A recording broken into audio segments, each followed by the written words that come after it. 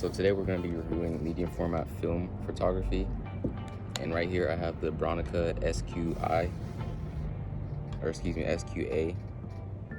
It takes 120 film, which I have here, and I'm going to be showing you how to load this up.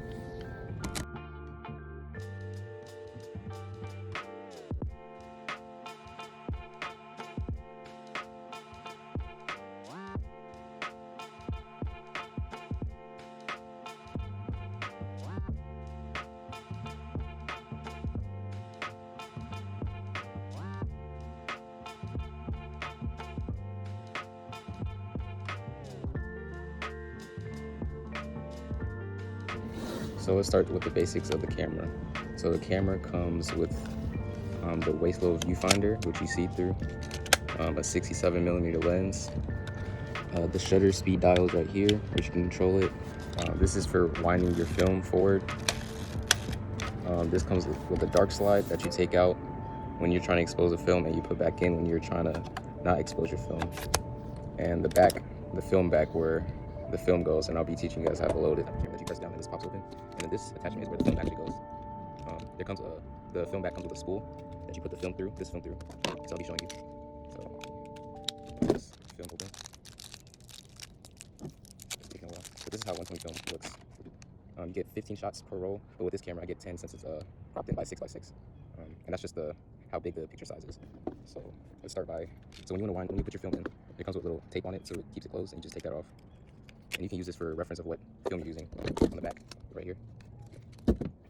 So first you start by taking your film spool and the actual film, and you want to unroll your film a little bit. And you'll see that this is the black part of the film, and this is what the film is actually at. This is just the paper part of the outside of the film. And so you want this part of the film to be facing this, because this is where the film's going to be, and when you wind it, it's going to keep going back and forth. So it's kind of hard to show, but so you open up this part right here so that you can slide this in. So what you do now, and I'm making sure this black part is going to be facing this. So I'm going to be doing it this way, so we'll be exposing this side of the film. Just make sure kind of have it tight too. You don't want the film to be loose. So then you have the film, and you just put it through. And then that film spool I was talking about earlier, you lead the paper through a little hole from right here. So you just kind of push it through. Oh shoot. Push the film through right in there. I don't know if you guys can see this, but it's kind of going through like that. It's not supposed to look like this. It's supposed to be flat on that side. But once that happens, you just start tightening it right here. Start tightening it, and you want some resistance with it, because you don't want the film right here to be kind of loose and it doesn't expose it right. So I think I kind of did it wrong. I just need to tighten it a little bit more. It's okay. But yeah. And then there's gonna be a little arrow right here that says start, and the little red arrow is where you want that arrow to be. So I almost have it there. You just want to push it until it goes to that mark right there. Okay. Then you have your film ready to be loaded back into the film bag. You simply just put it back on the film bag like that. Close it, and you're ready to go. Once you put it back on the film, it should be ready. And you start winding it up, and there's going to be a little meter right here that says that will go to 1. It's at 1 right now. I don't know if you can see it. It's at 1. So you're at the first exposure right now, so you can take your picture. So now that we have our film loaded, we can start taking pictures with the camera, and I'll bring you guys alongside the process, and afterwards we'll unload the film and I'll show you how to develop the film. So once I find a composition I'm looking for, I use my phone's light meter. I just point my camera towards the scene, and it reads out the shutter speed and the aperture I need to use, because film cameras didn't have built-in light meters most of the time, so I'm using the app on my phone. And yeah, so I just scanned it. I'm ready to take a picture.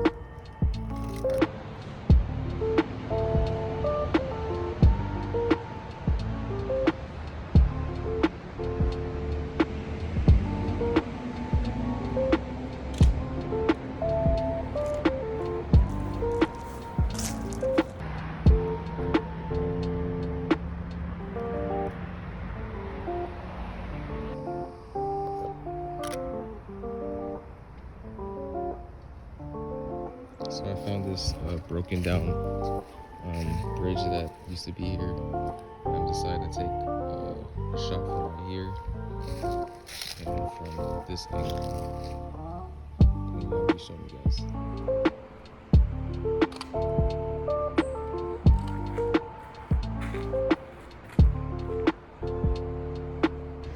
So I just finished up my roll of film, and now it's at 11 frames. That was like my last shot that I took. So now that when you're done with it, you start to just keep unwinding, and it will stop to a certain point. And you just keep winding until there's like a little, like there's resistance right now, but there'll be a point where there's no resistance, which is right now. And then that's when you know your film's been loaded in back into the canister kind of film. I'll show you guys. So once that's done, you can take off the back and then open your film back up, and then it's all back into the roll, or squished back into the roll, I guess you could say. There it is. And usually it will come with a little sticker so that you can keep it closed, because you don't want this to unravel and let light leak it back in. So just take this, and this is the sticky side, and you just roll it back up like that, and I just roll a film that you took pictures on. So now we're back inside from taking pictures, and we got a roll of film here, and now it's time to start developing it. And I'm probably gonna do that tomorrow because I have to go to work in like 30 minutes. So yeah, I'll show you guys the materials you need to develop your film, and yeah. So it's the next day, and I have all my materials laid out for developing the film, and I have my clips to hang up my film once it's done developing, my scissors to cut the film, a thermometer to measure the temperature of the chemicals, a funnel to put the chemicals back into the bottle, and the developing tank where the film actually goes. And I'll be showing you guys this. And yeah. So the next step I can't show you guys because I have to do this in complete darkness. But what I'm gonna do is take the film reels, is what I call them, and you have to lead the film through here in the darkness so that the light won't expose the film again. And so once I do that, you put it back onto this, and you put it in here, and this is what you put on top so that light can't get back into the tank. And you close it up like this, and then once you do that, then you can turn on the lights and start developing it. So now I'm done loading the film into the tank. As you can see, it's all in here now.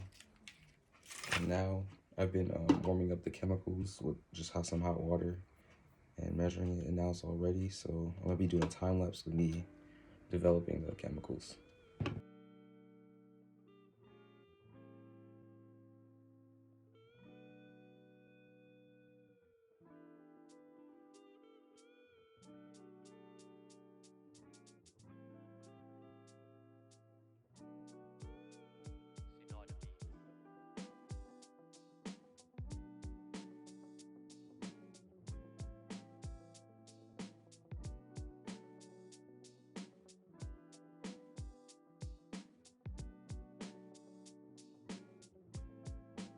So now I'm on the last step of developing, and this step is the stabilizer step, I guess.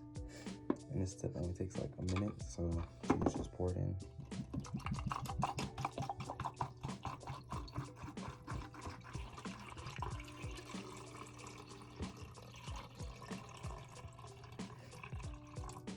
And then you agitate it for 15 seconds.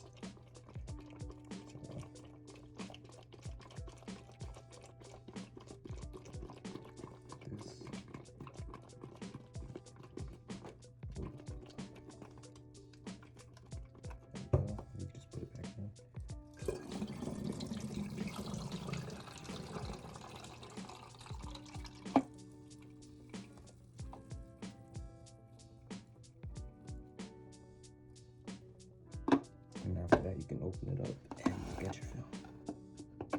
See it.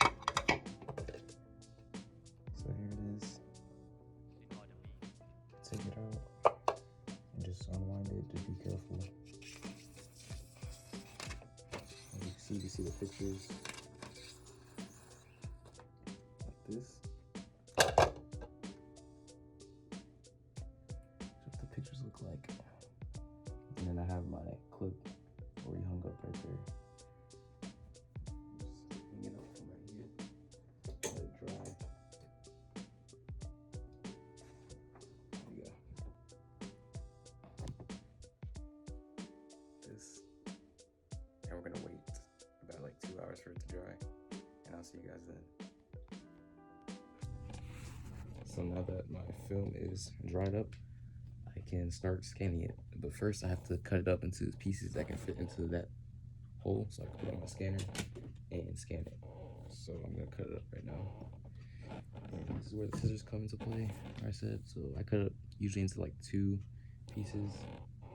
Or really I could just cut it into individual parts. But I'm gonna just do 2 for right now.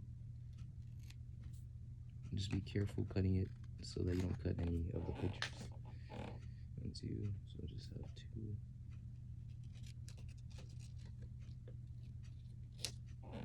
That's 4.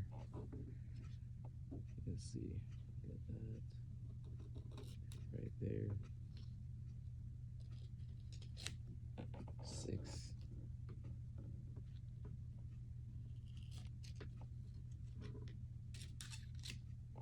8.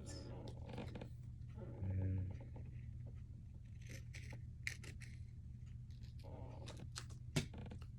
10, there you go.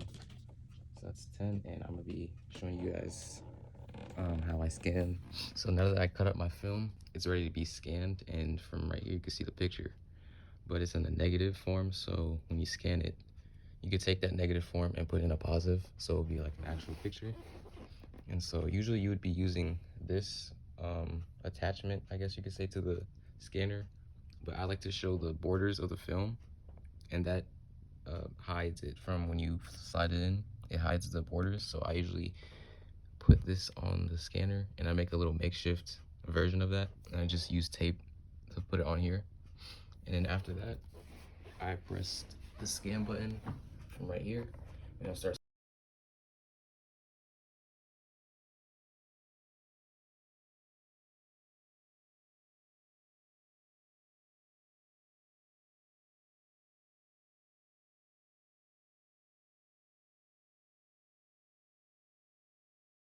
So now that the film is scanned, we have the results right here, and this is what it looks like. Don't mind the watermark because I'm using a free version of the software, but I'm just doing this for the video.